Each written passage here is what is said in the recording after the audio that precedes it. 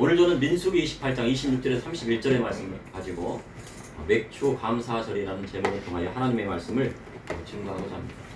현대 사회로 갈수록 사람들은 감사에 대해 메말라 간다고 합니다. 하지만 현재 우리나라는 반만년 역사 중에서 가장 잘 사는 나라가 되었습니다. 지금까지 이렇게 잘 살고 세계에 영향력을 끼치는 나라를 공급한 적이 없습니다. 근데 지금 우리나라가 가장 영향력이 있는 나라가 되었습니다. 50년 전만 해도 두 끼 먹거나 한 끼를 먹었습니다. 그리고 두 끼 먹으면 많이 먹었다고 했던 시절이 있었습니다. 하지만 이제는 세 끼를 먹고도 너무 많이 먹어 선임병이 생길 정도가 되었습니다. 그래서 주변에 굶는 사람이 없을 정도로 사회복지제도가 아주 잘 되어 있습니다. 이제 우리나라는 세계 10위 안에 드는 경제대국이 되었고 세계 6위 안에 드는 군사 강국이 되었습니다. 이렇게 부강하게 된 것은 모든 것이 하나님의 은혜입니다. 집집마다 냉장고, TV가 없는 집이 없고 집에는 대부분 수세식 화장실입니다. 그리고 여름이 되면 에어컨도 하나씩 집에 있는 경우들이 있습니다. 그래서 에어컨은 있지만 전기세가 많이 나오니까 틀지를 않아요. 선풍기는 그래도 틉니다. 그런데도 사람들의 마음속에는요 감사가 사라졌습니다. 살 집이 있고 냉장고가 있고 TV가 있고 핸드폰이 있으면은 전 세계 78억 명 중에 7% 안에 드는 특권층이라고 합니다. 그러니까 전 세계적으로 봤을 때는요 우리 성도님들이 생활하는 수준이 아주 높다는 이유. 그러니까 우리나라 그만큼 잘 산다는 거죠. 외국 사람들이 우리나라 와가지고 가전제품을 보니까 깜짝 놀란다고 해요. 감사는 한자어입니다. 감사의 순수 우리말은 고맙습니다 라고 하는 것입니다. 보통 감사합니다는 고맙습니다를 높인 표현입니다. 그런데 고맙습니다는 고맙다의 형용사로 고맙다의 어근은 고마라는 형용사입니다. 그래서 고마는 공경에 대한 옛말로 순수 우리의 고유어입니다. 보통 사람들은 친한 가족이나 친구에게는 고맙습니다, 고마워, 고맙다 이렇게 하고 또 그리고 격식을 갖출 때에는 감사합니다로 이야기합니다. 그래서 하나님을 높여드릴 때는 고맙습니다, 하나님 고맙습니다 보다는 하나님 감사합니다. 그래서 감사를 올려드리는 것입니다. 특별히 성경에는 감사들의 성전에 나아가 하나님 앞에 예물을 드리고 감사했습니다. 이스라엘의 3대의 정기는 유월절, 오순절, 그리고 초막절이 있습니다. 유월절은 출애굽의 구속의 은혜를 기념하여 드리는 절기로 7일 동안 이루어집니다. 유월절 때는 공식적인 희생제물을 드리고 7일간 누룩이 들어가지 않는 무교병을 먹었습니다. 2000년 전 유대인의 유월절에 예수님께서 하나님의 어린 양으로 십자가에 달려 돌아가셨습니다. 그리고 3일 만에 부활하셨습니다. 그리고 오순절은 77절의 헬라식 표현입니다. 첫 열매를 드리는 절기로 유월절 축제 무교절 기간에 안식일이 지난 후 다음날 보리에 첫 이삭단을 바친 초실절이 지난 후 50일이 되는 날 축제가 시작되었습니다. 그래서 2000년 전 오순절 마가 다락방에서 성령 강림 사건이 일어나게 된 것입니다. 예수님께서는 6월절 때 돌아가셨고 3일 만에 부활하시고 또 그리고 오순절 때는 뭐가 일어났어요? 성령 강림 사건이 일어났어요. 그래서 그 사건이 우리가 성령 세례, 성령 충만을 받게 된 것입니다.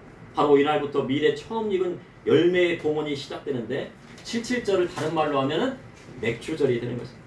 그래서 오늘 하나님 앞에 맥주 감사절을 드리게 됩니다.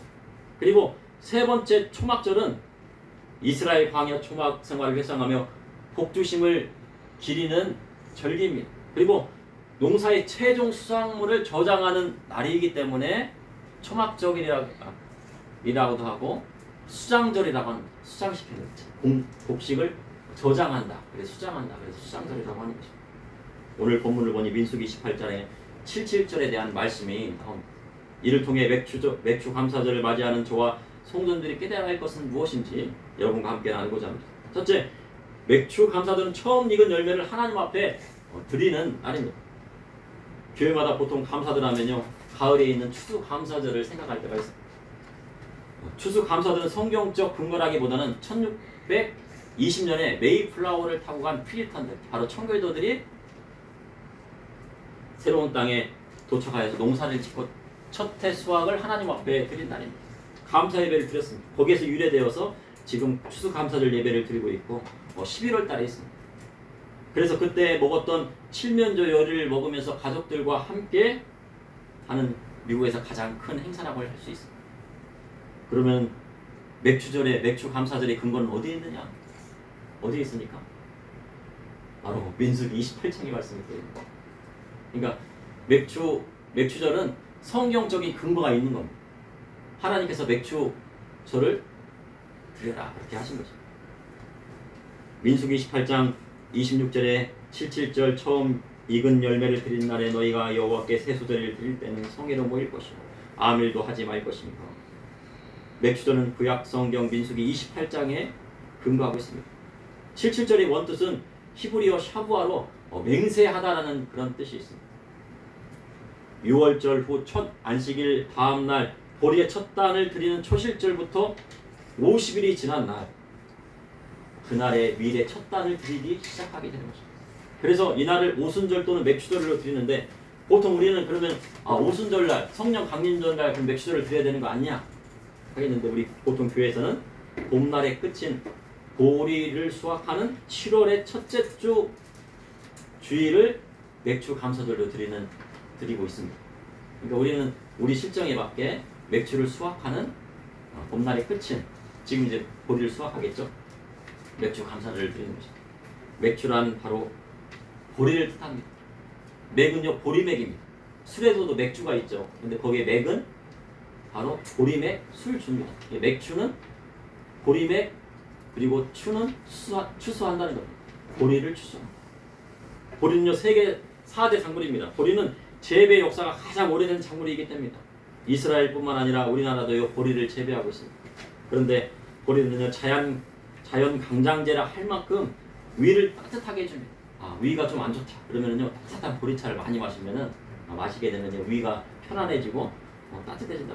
그리고 장이 느슨해지고 이뇨 작용을 도와주고요 오장을 튼튼하게 해주고 특별히 당뇨에 효과가 있다고 합니다. 그래서 보리차를 마시거나 보리밥을 먹게 되면 당뇨에 좋다고 합니다. 그래서 아이에게 보리차를 자주 끓여주고 따뜻하게 끓여주면 좋다고 하는 것입니다. 그런데 보리로만요 밥을 해서 먹으면요 먹기가 힘이 듭니다.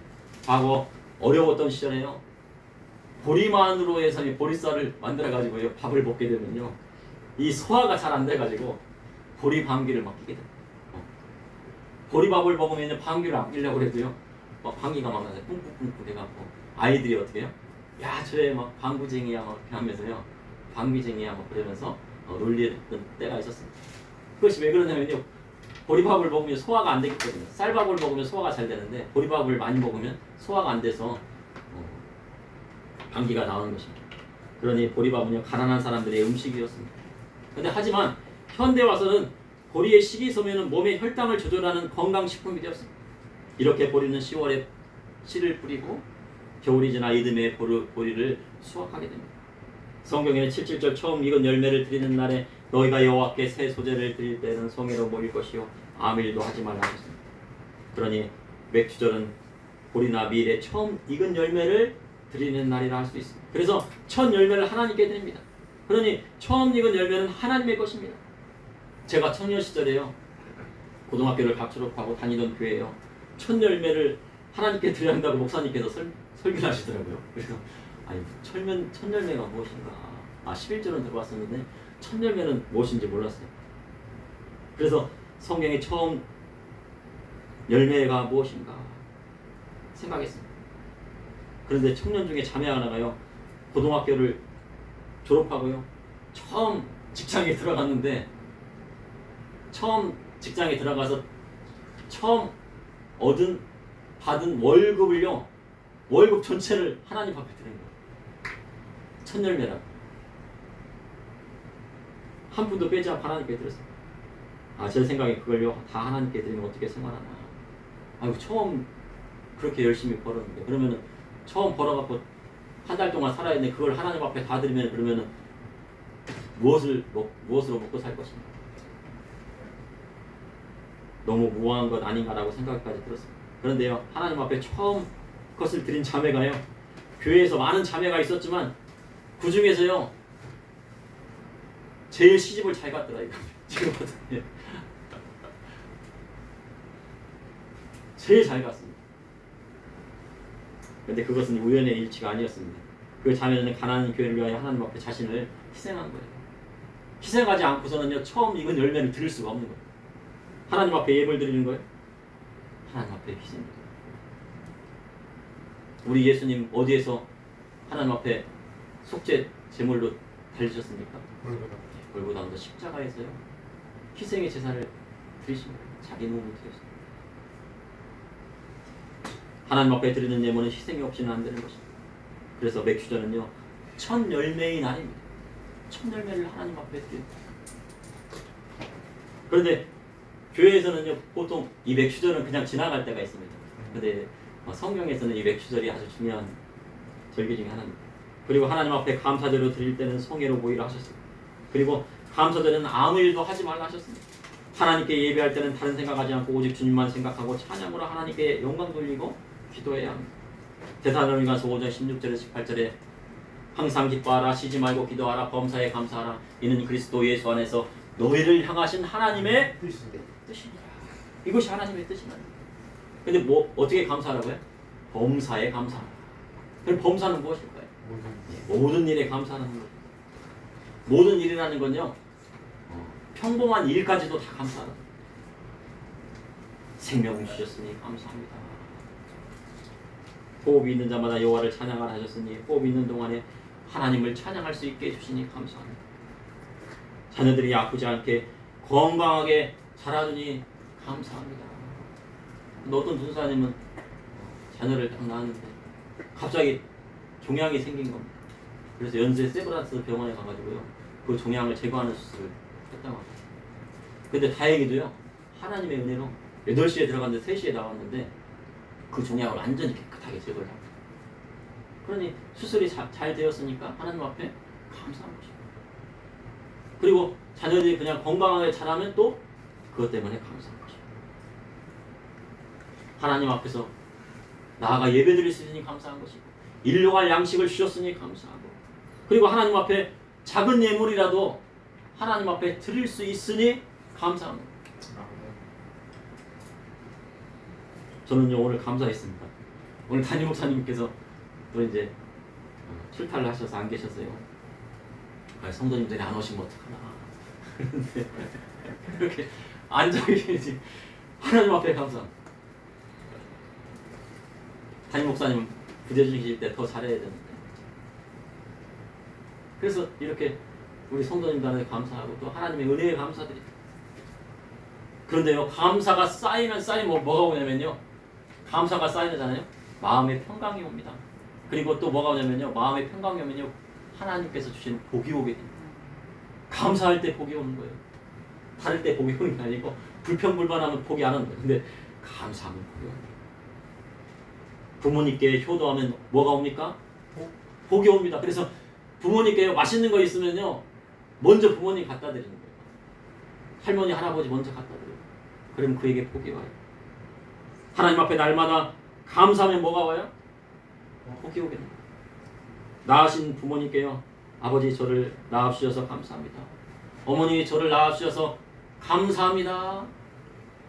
할머니 감사합니다. 할머니 오래오래 건강하게 사세요. 그 한마디를 하면은요 하나님께 주시는 복이 오게 됩니다. 아버지에게 순종한 모든 재산 누구에게 물려줍니까? 아들에게 주십니다. 우리 영적인 아버지는 하나님도 마찬가지.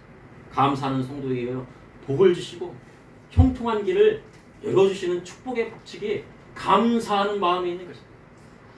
민수기 6장 24절에 26절에 여호와는 내게 복을 주시고 너를 지키시기를 원하며 여호와는 그의 얼굴을 내게 비추사 은혜 베푸시기를 원하며 여호와는 그 얼굴을 내게 향하여 드사 평강 주시기를 원합니다.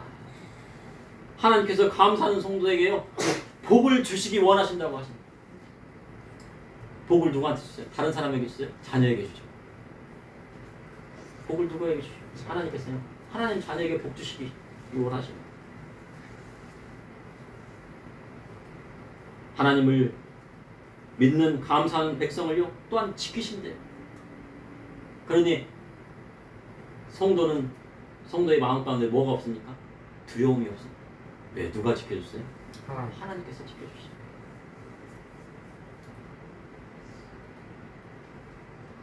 소돔과 고모라 성에 몇 명의 의인 몇 명이 없어서 망했습니까? 의인 10명이 없어요. 근데 여기 봐보세요. 성도님들 다 하나님 앞에서 예수님의 십자가의 보혈의 피로 씻음받은 하나님 앞에서요 의인이 되었어요. 그리스도 예수의 말씀대로 살기를 작정해서 이렇게 나왔어요. 그러니 하나님께서 지켜주시고요 이 나라를 지켜주십니다. 그리고 하나님은 감사하는 자에게 그 얼굴을 비추사 은혜 베푸시기로 합니다. 그리고 하나님은 감사하는 성도에게 그 얼굴을 향하사 평강 주시기를 원하시는 거죠. 그러니 하나님 앞에 감사한다고 해도 그것을 믿으십니까? 아멘. 아멘한 우리 성도님 앞에 하나님께 주시는 복을 누리는 축복을 받게 되는 것입니다. 그래서요 감사는 많이 할수록요 복이 오고요 질병도 떠나가게 되고요 우리 마음 가운데 평안이 오게 되는 것입니다. 둘째, 감사절을 하나님 앞에 거룩하게 드리는 나라와 집안마다 굳건히 세워주십니다. 예수님을 믿는 사람은 한 나라를 세울 수 있는 조건을 갖고 있는 사람입니다. 야곱이요 개나리 보침 하나 들고요 아무것도 없이 그냥 어디 갔습니까? 바다마람에 있는 외삼촌 집에 도망갔는데 나중에 하나님께서 그의 이름을 바꿔주셨는데 뭘 바꿔주셨습니까? 이스라엘이라는 나라의 이름을 바꿔주셨는데 그 이스라엘 나라의 이름이고 민족의 이름이었어요. 그러니까 예수님 믿는 우리 성도님들은요 나라를 만들 수 있는 조건이 됩니다. 우리 성도님의 가정 가운데요 자손들 중에서 누가요 한 나라를 건국하고 한 나라의 지도자가 될지 모르는 거예요. 근데 그 축복을 누가 주시겠다고요? 하나님께 주시겠다. 감사하는 자에게 주시겠다. 그래서 이스라엘 12지파가 12아들이 12지파가 한 민족을 이루고 한 나라를 세웠습니다. 그런데 하나님께서 이스라엘 자손을 살리고 영원한 하나님 나라를 세워주시기 위해 예수 그리스도를 이 땅에 보내주셨지만 유대인들은 예수님을 영접하지 않고요. 그리고 그분은 십자가에 못 박았습니다. 그 결과 어떻게 했습니까? AD 70년에 티투스 장군에 의해서요. 에루살렘에 있는 성전이 모두 해파되고 유대인들은 다 뿔뿔이여 전 세계로 흩어져나갔습니다. 메시아를 보내주셨건만 하나님 앞에 감사하지 않고 도리어 그분을 핍박하고 죽이고 십자가에 못 박았기 때문에 흩어지게 된 것입니다. 이 모든 것이 뭐 때문이에요? 감사하지 않아요. 그런데요 1948년 팔레스타인 지역에요 이스라엘 다시 세워집니다.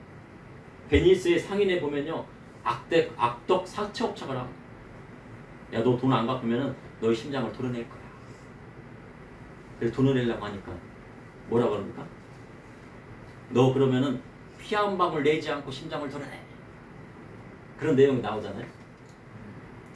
근데 그 악덕 사채업자가 누굽니까? 바로 유대인이에요. 얼마나 돈을 줘야 든지. 그런데요 이해가 갑니다. 왜냐면요 세계를 유랑하며 살다 보니요 돈이 없으면 살아갈 수 없다라는 겁니다. 나라가 없고 민족이 없고 이스라엘 나라 자체가 없으니까요 돈이 없으면 살아갈 수 없으니까요 이 유대인들이 뭐에 미쳤어요? 돈에 미쳤어요. 그래서 유대인들이 전 세계의 금융시장을 장악하고 있고 지금도 장악하고 있어요. 그런데 세계 2차 대전 당시 히틀러가 전쟁 자금을 도달하기 위해서요 전쟁을 해야 되는 돈이 없어요. 그랬더니 돈이 많은 사람들이 누구예요? 유대인들이에요. 그러니까 유대인들이 전 재산을 뺏어가면 어떻게 합니까? 누명을 씌워가지고 전 재산을 뺏어야죠. 그러니까 그 많은 사람들을 학살시킨 거예요. 그렇게 당하고 나서요 유대인들이 깨달은 것이 있어요. 뭐를 깨달았습니까? 돈도 소용없다. 나라가 있어야 된다. 나라를 세우지 않으니까 이렇게 되는구나. 나라를 세워야 신앙도 있는 것이다. 나라가 있어야지 하나님도 잘 믿는 거지. 돈 갖고 안 되는. 그렇게 1948년 유대인들은 팔레스타인 지역의 나라를 세우게 됩니다. 그런데 아랍 21개국이요 모두 그것을 싫어하게 돼요. 반대요. 그러니 아랍 21개국과 이스라엘과의 싸움이 시작된 거예요. 근데 미국의 상원과 하원 위원회에서도 반대를 했어요. 야 거기 중동 지역에 석이 많잖아. 그들 아랍과 싸우면 우리가 석유를 어떻게 얻어? 안 돼. 그랬는데 그 당시에 대통령이 누구냐면 트루먼 대통령인데 이 트루먼 대통령은 하나님을 믿는 사람이었어. 아니다. 이스라엘을 회복시켜줘. 그들은 하나님을 믿지 않느냐. 아직은 그들이 예수님을 믿지는 않지만 그들을 돌이키게 하려면 그들을 도와야 된다. 그래서 이스라엘은 세 차례의 중동 전쟁에 승리하면서 나라의 기초를 세웠습니다. 근데 이스라엘은요 우리나라와 비슷한 점이 많습니다. 그래서 이스라엘이 우리나라를 좋아해요. 이스라엘이 겪었던 일들을 우리나라도 겪었거든요. 이스라엘이 1948년 나라를 세웠는데 대한민국도 1948년에요. 나라를 세우게 돼요. 그리고 유대인들은 2차 세계대전 당시에 핍박을 받았는데 우리는 일제강점기를 겪으면서 나라 잃는 서름을 얻었어요. 이름도요 다 개명해야 되고요. 그리고 신앙생활 하려니까 어떻게 된 거야? 야 신사참배 하나면 신앙생활 없어.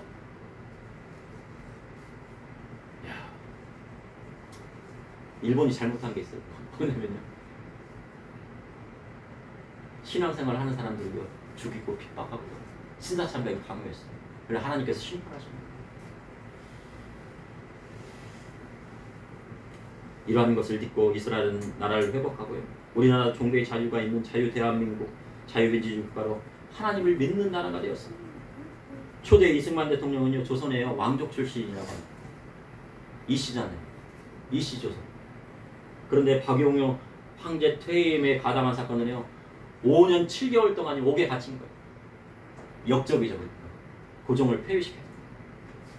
역적으로 5년 7개월 동안 딱 들어갔는데 그러면 이제 능지처참해야 되잖아요.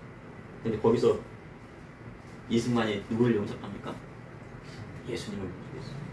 하나님 저 살려주세요. 저 한번 예수님 저 한번 살려주면은 주님을 위하여 목숨을 바치겠나이다. 그런 겁니다. 근데 극적으로요 이 감옥에서 나오게 된다. 그리고요 미국으로 건너가서요 조지 워싱턴 대학교에서 정치학 학사를 하고요. 하버드 대학원에서 석사를 하고요. 프리스턴 대학교에서 국제 정치학 박사를 취득합니다. 근데 지금에서 이렇게 공부한 사람도 없어요. 이런 국제정치에 능통한 사람이 없었다는 거예요. 그리고요 미국에 있는 교회를 순회하면서요 대한민국의 독립을 위해서 그렇게 생겼어요. 대한민국은 독립해야 됩니다. 근데 교회 가면 누가 있습니까? 거기에요? 상원의원요 하원의원이 있어요. 국회의원들이 있는 거예요. 우리나라 따지면. 그들을 막 설득하고 다니는 거예요. 대한민국에는 지금 예수 믿는 사람들이 그렇게 많아. 도와줘야 돼. 지금 신사참배를 강요하고 있고 믿는 사람들을 핍박하고 있습니다. 대한민국 독립시켜줘야 돼요. 그 한 사람이 누구냐면 바로 이승만 박사였어요. 그리고 미국이 일본을 공격할 것을 책으로 써서 냈어요. 그랬더니 미국 사람들이 뭐냐면 야 무슨 일본이 미국을 공격해. 말도 안 되는 소리를 하지마. 그래서 1941년 12월 7일 날이요. 그날이 무슨 날입니까? 예? 네, 주일날 아침에 있어요. 아침에 진부만 폭격을 해요. 꼭 나쁜 사람들은요 주일날 하더라고요. 주일날 아침에 새벽까지 막 해갖고 쳐들어오고 폭격하고 한단 말이죠. 근데 이승만 박사의 말이요 딱 맞은 거예요. 뭐를 한 거예요? 예언을 했잖아요. 책을 통해서. 그 지혜를 주신 분은 누구예요? 하나님께서 주셨죠. 정말 망할 날은 주일날 공격합니다. 그렇게 이승만 대통령은 1940년 8월 15일 광복을 맞이하고 1948년 미국과 영국의 헌법을 그대로 가져왔고요. 국제정치학 박사잖아요. 헌법을 그대로 가져와서 우리나라에 법을 만들었어요. 헌법을 만들었는데 그 안에 뭐가 있습니까? 종교의 자유가 있다는 거예요. 종교의 자유라는 것은 무슨 뜻이냐면요. 하나님 앞에 예배 드릴 수 있는 자유가 있다는 뜻이에요. 이승만 박사가 그걸 만들 때 하나님 앞에 예배 드릴 자유가 있다 하는 걸 헌법에요. 딱 못을 박아요. 전 세계적으로 우리나라의 동해와 독도를 표시하는 나라가 많지 않은데요. 이스라엘에는 동해를요 동해라고 표기하고요. 다른 나라는 뭐라고 해요? 일본해라고 하는데 이스라엘은 동해라고 표시하고 다른 나라는 다케시마라고 하는데 이스라엘 뭐라고 표기해요? 독도라고 표기해요. 그리고 2022년 12월 1일에 한국과 이스라엘 FTA가 발효되었습니다. 또한 한국과 이스라엘 정상회담이 계획되어 있어요. 한국과 이스라엘은 하나님을 믿는 나라로 같이 가야 돼요. 왜냐하면 이스라엘은 하나님 앞에 회복되고 그리스도의 복음이 전파되어야 예수님이 다시 오시기 때문입니다. 그 사명이 우리에게 있어요. 이스라엘을 변화시킬 사명이 우리에게 있는 것입니다. 그러니 하나님께 감사드리는 것입니다. 저와 우리 성도님이 이 땅에 태어나게 하신 것에 대해서 하나님 앞에 감사해요. 만약 이 땅에 안 태어나고요 북한 땅에 태어났다면 큰일 나는 거예요. 북한에서 예수님 믿으려면 목숨 걸어야 돼요. 그래서 선교사님들 쪽복음을 이렇게 했어요. 성경책에 조그마한 이런 데다가 돌돌 말아갖고요. 성경책도 조그맣게 해가지고 그걸 전하다가 잡히면요 정치공수용에 들어가가지고 아우지트 한방으로 가야 돼요. 그걸 탄캐야 됩니다. 새벽부터 저녁 9시까지 쉬는 날이 없어요. 그리고 김일성, 김정일 동상에 절하지 않으면 먹을 것을 주지 않습니다. 그리고 예수님을 믿거나 성령을 소지하는 정치동은 소용소로 끌려가야 됩니다. 그러나 대한민국은 하나님이 축복해 주신 땅입니다. 굶는 사람이 없고요. 먹을 것이 넘쳐납니다. 이제 먹을 것이 많으니 하나님 앞에 감사하고 먹을 것이 많으면 어떻게 됩니까? 절제하고요. 하나님 말씀대로 살아야 돼요. 그럼 먹을 것이 없으면 어떻게 돼요? 먹을 것을 많이 먹고요. 예수님께서 보리떡 2개와 물고기 5마리로 배부르게 먹으셨잖아요. 먹을 것이 없으면 많이 먹어야 돼요. 먹을 것이 있으면 어떻게 해요? 절제하고 하나님 말씀대로 살려고 해야 됩니다. 대통령과 정치인들이 올바로 설 수 있도록 기도해야 돼요. 현재 50억 클럽이라고 돈을 받은 정치인들이요 무죄 선고를 받았어요. 그리고 또 영장이 기각되는 사태가 벌어졌어요. 근데 50억씩 받은 사람들이요 신기하게 대통령을 수사하고 탄핵시켰어요. 뇌물 받은 사람이 수사하고 탄핵시키니까. 그러니 이 나라는 사법농단이나 다름이 없는 거죠. 나라의 정의가 올바로 서지 않으면 안 됩니다. 그래서 이 나라에 태어나게 해주신 하나님께 감사하고 나라가 하나님 말씀대로 설 수 있도록 기도해야 하는 때가 바로 이때인 것입니다. 셋째 맥주 감사절은 하나님께서 일용할 양식 주심을 감사한다. 팔레스타인 지역에는요 밀과 보리를 주로 심습니다. 그러나 보리는 밀보다 가격이 싸다 그래요. 밀은 좀 비싸고 보리는 싸고. 그러니 보리는 가난한 사람들이 주로 먹고 밀은 부자들이 주로 먹었습니다. 그러니까 옛날에 우리나라식으로 가난한 사람은 보리밥 먹고 부자들은 쌀밥 먹고 좀 중간쯤 사면은 쌀밥 보리밥 섞어 먹고. 그러니 보리는 가난한 사람이 주로 먹었고 밀은 부자들이 주로 먹었는데 그런데 이스라엘 사람들은요 보리로 빵을 만들었습니다. 근데 성경에는 보리떡이라고 하는데 우리 떡이라고 생각하면 우리 떡은 뭐잖아요. 이렇게 쫄깃쫄깃한 거잖아요. 우리나라 옛날에 빵이 없었기 때문에 보리떡이라고 이제 번역을 했는데요. 원래는 보리빵입니다. 빵을 만들어요. 그래서 보리빵인 팥팥빵을 만들 때 보리만 넣는 것이 아니라 보리에다가 밀도 넣고 수수도 넣고 완두콩도 넣어가지고 맛있는 보리빵을 만드는 거예요. 하지만 다른 것을 섞어 먹을 수 없는 가난한 사람들은요 보리만 넣고요 빵을 만드니까 딱딱한 거예요. 그러니까 이 보리빵을 먹게 되면요 치아가 달린다고 합니다. 너무 딱딱해가지고 아이고 막 씹으려고 하면 누룽지 먹는 것처럼 딱딱한 누룽지 먹는 것처럼 아니면 치아가 깨질 수도 있겠죠. 그런데 마태복음 14장에 보면 보리떡 2개와 물고기 5마리로 몇 명을 먹이셨다고요? 5,000명을 먹이고 남은 광주리가 12 광주리에 찼다고 성경이 기록하고 있습니다. 바로 가난한 사람들에게 복음을 전파하신 거예요. 보리떡밖에 먹지 못하는 가난한 사람들에게 누가 복음을 전해주셨습니까? 예수님께서 복음을 전해주셨습니다. 그런데 빈들에서 산상수훈에 말씀하실 때 보리떡조차도 준비하지 못한 사람들이 5,000명이었고 어린이와 노약자까지 합친다고 하면 2만 명이었습니다. 근데 우리 예수님께서요 제자들에게 그들을 마음에 보낼 필요 없이 너희들이 먹을 것을 주라 하셨어요. 근데 제자들이 이것을 먹일 수 있었습니까? 없었습니까? 가진 거 없었죠. 근데 예수님께서는요 너희가 먹을 것을 주라 하셨어요. 여러분은 2만 명을 먹이실 수 있으시겠습니까? 예수님께서 2만 명을 먹여라 그러시면 먹일 수 있으시겠습니까?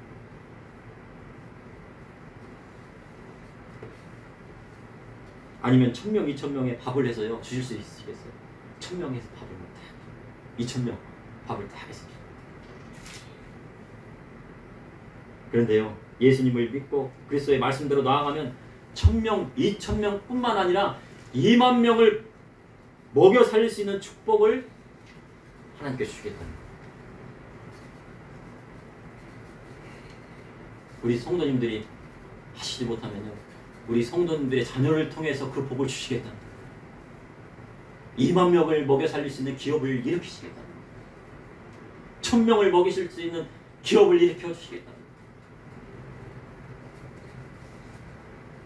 그것이 그리스도의 복음의 말씀이고 하나님 앞에 감사하는 자에게 주시는 축복의 말씀인 것입니다. 세상에는요, 은혜의 때가 있고 심판의 때가 있습니다. 그럼 지금은 은혜의 때입니까? 심판의 때입니까? 은혜의 때죠. 믿음의 성도들이 성령 충만함을 받고 세상에 나가 주의 복음을 증거해야 할 때입니다. 앞서 말했지만 우리나라는 어떻게 세워졌습니까? 하나님 은혜로 세워진 나라입니다. 그러니 지금은 은혜의 때입니다. 지난 주일에요 6.25더라고요. 그래갖고 제가 6월 25일이면 6.25에 대한 설교를 해야 되는데 깜빡하고 말씀을 전하지 못했어요. 1950년 6월 25일 공산군이 언제 쳐들어왔습니까? 네? 예, 새벽에 새벽 5시인가요? 새벽 예배 드릴 때 쳐들어온 거예요. 또 주일이니까 새벽 예배도 안 드리죠. 그러면 다 자고 있고 예배 갈 준비하고 있는데 그날 쳐들어왔어요. 항상 악한 자는 주일날 쳐들어옵니다. 이는요, 하나님과 싸우겠다는 얘기예요. 야, 내가 하나님과 싸우겠다. 공산군들이 쳐들어왔죠. 전쟁이 시작하자 삽시간에 서울을 빼앗기고 나무로 밀려서 낙동강 경선까지 밀렸습니다. 이제 우리나라는 공상화되기 일보 직전이에요. 그런데 6.25 전쟁이 난 다음 날이요, 정보를 받고요, 미국의 빌리 그레함 목사님이 트루먼 대통령에게 급히 전합니다. 지금 저기 한국에 지금 난리가 났습니다. 난리가 났습니다. 뭐가 났어요? 6.25 전쟁이 났죠. 돕지 않으면요, 한국에 50만 명의 성도들이 다 죽는 겁니다. 예수 믿으면 다 죽어요. 성령체 갖고 있으면 다 죽어요. 50만 명이 죽어요. 기독교의 뿌리가 뽑힙니다. 파병해야 됩니다.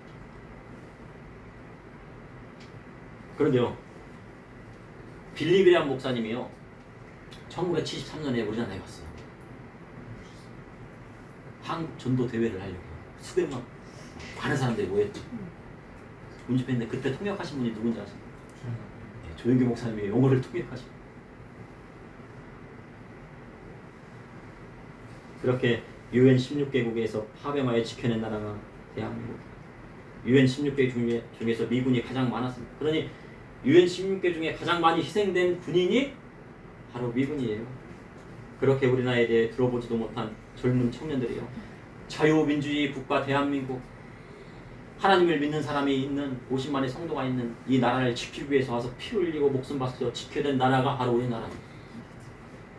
그런데도 하나님 앞에 감사하지 않는다고 하면 안 되는 것입니다. 며칠 전 뉴스에 보니 50대 6.25 참전용사가 식료품을 훔치다가 경찰에 잡혔다는 안타까운 소식을 들었습니다. 그런데 6.25 참전용사라서 나라에서 받는 돈이 60만 원 정도 나옵니다. 수당을 국가에서 받고 있는데 그것으로 한 달 생활하기에 턱없이 부족했다. 그러니까 요즘 인플레이션이니까 식료품 가격이 오르잖아요. 60만 원 받고 생활을 못하십니다.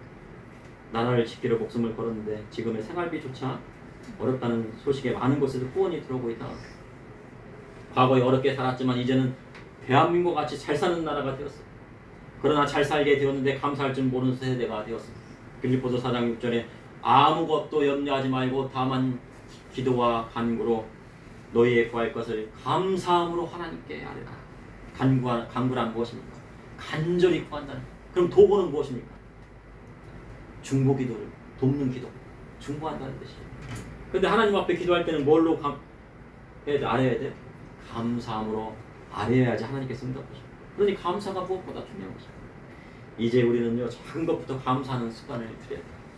일용할 양식 주신 하나님께 감사하고, 그리고 이 나라를 지켜주시기 위해 피 흘리신 분들, 싸우신 분들에게 감사해줘. 그리고 이 나라를 부강한 나라로 만들기 위해 열심히 땀 흘리신 어르신들에게 감사해야 돼요.